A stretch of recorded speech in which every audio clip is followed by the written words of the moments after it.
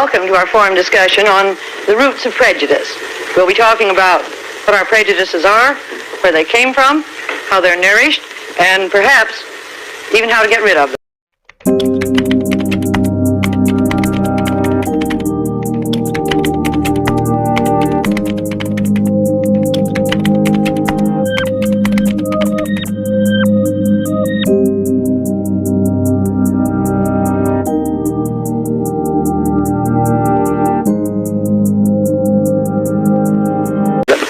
Let me introduce you to the core student participants in today's discussion. Ratnahi Iskandardinata, high school student, 17 years old, and also a talented dancer from Indonesia. From Japan, Yoriko Kunishi, whose lovely voice you've just heard. From time to time, we like you to get a sense of what we do in all those times when we aren't having serious discussions. We very often get Yoriko to dance or sing for us. She does both. From the United Kingdom, 18-year-old Judith Reeder. Judith's got a bit of a cold today. It did not come from swimming in the Atlantic Ocean, although she assures us that when she's in England, she does swim in the ocean during the winter. From the Philippines, Raul Contreras. Raul will be 16 years old, patriotically enough, on the 4th of July.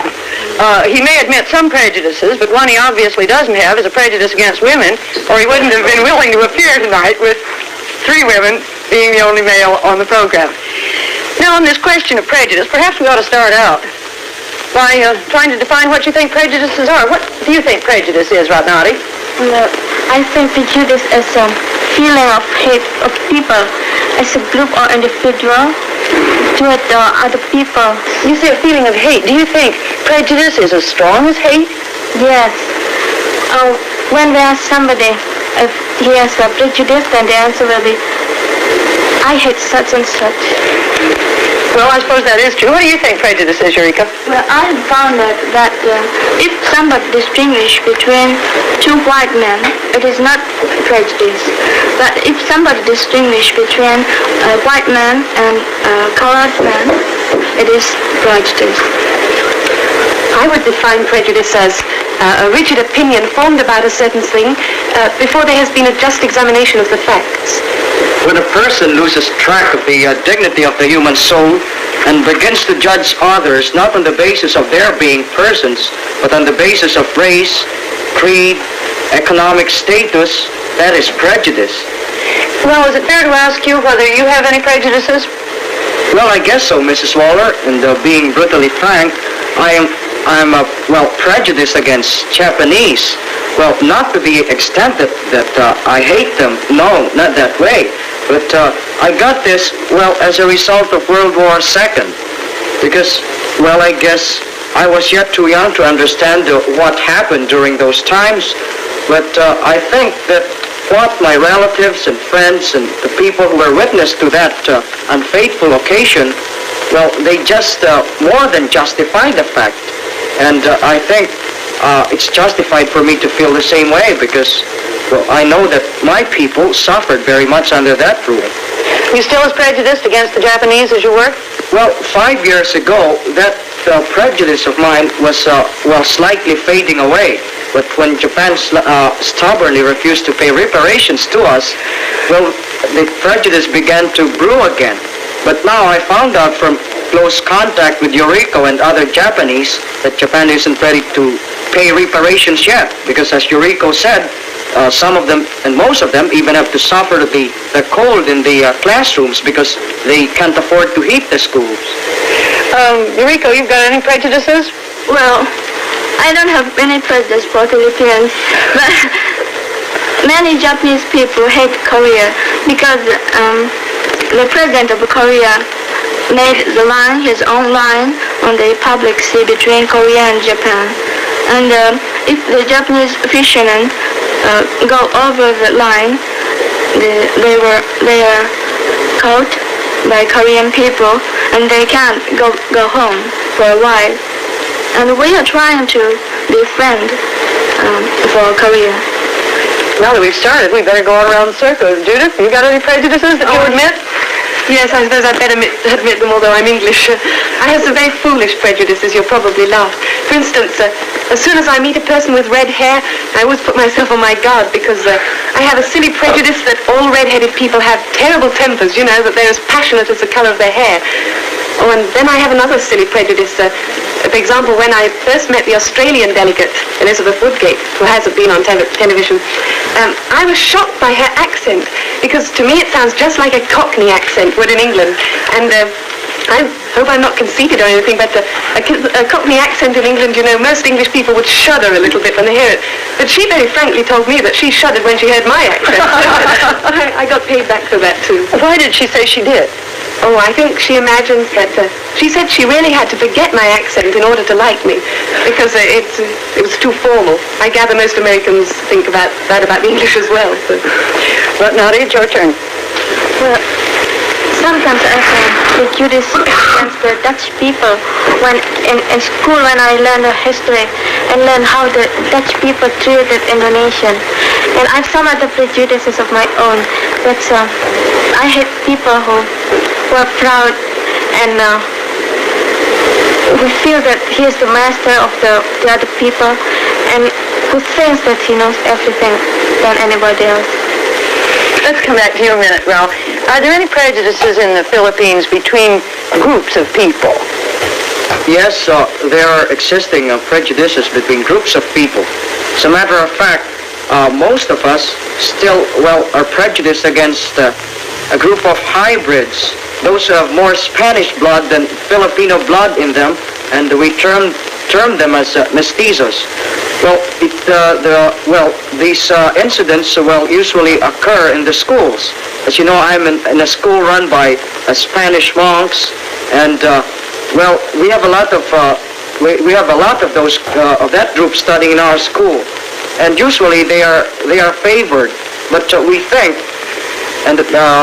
we think that we are right in saying that they are sort of aristocratic, conceited, and high-headed, and sore-headed, and all sorts of adjectives, and they have the foolish idea that they have the royal blood or royalty in them.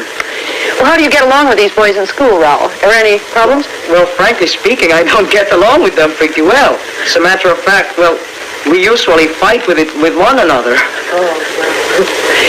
Is there any problem? Yes, Eureka. Yes, Japan have had many American or European soldiers after the war, and most of them married with Japanese girls, not only formal wedding, and they made children who called hybrids.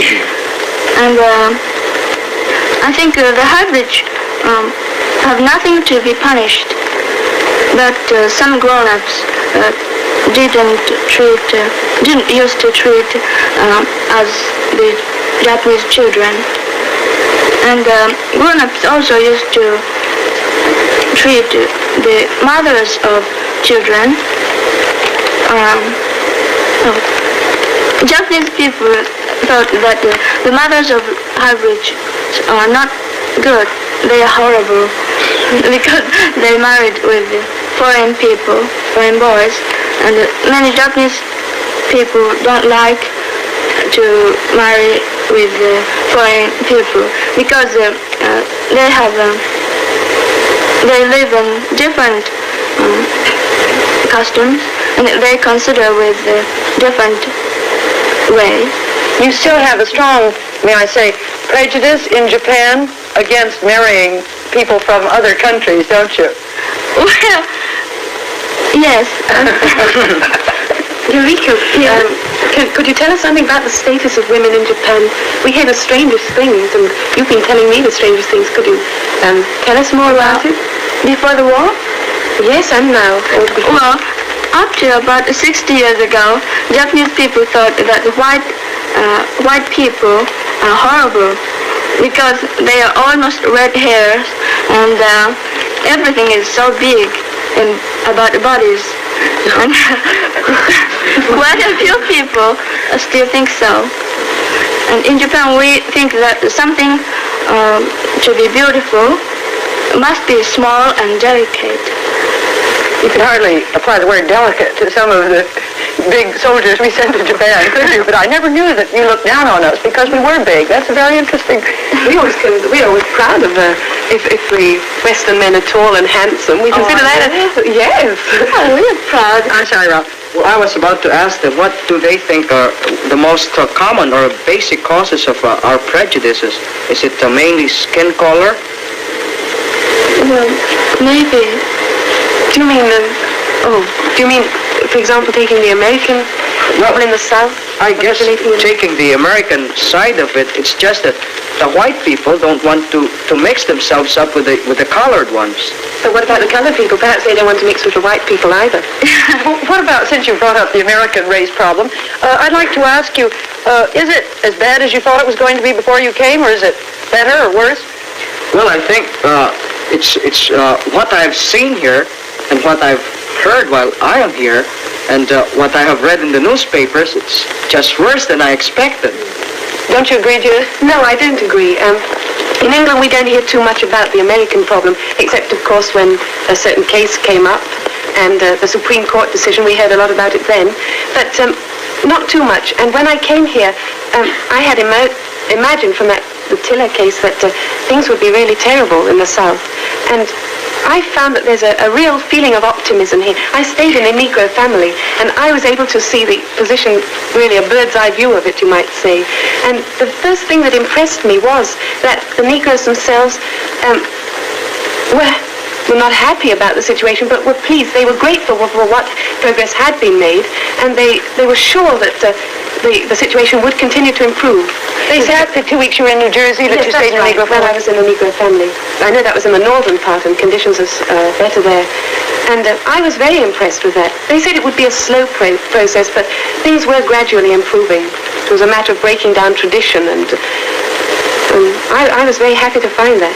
I'd like to know some of your other experiences. Well, adding something to that, isn't it that, in the Pledge of Allegiance to the American flag, you mentioned something about, I pledge allegiance to the flag of the United States of America and to the republic for which it stands, one nation indivisible under God, with liberty and justice for all. Well, the last phrase just doesn't suit everything. I mean, with this segregation problem here and the discrimination against colored people, how in the world could you have liberty and justice for all? And in one of my hospitality periods, I didn't expect that even the kids could carry it that far. I had the, privilege, I should say, of attending one of the dances sponsored by one of the civic groups. And I just noticed that, it was a big dance floor, and all the white kids were assembled on the left side, and the most, shall we say, not strategic part of the ballroom, all the colored boys and girls were in there.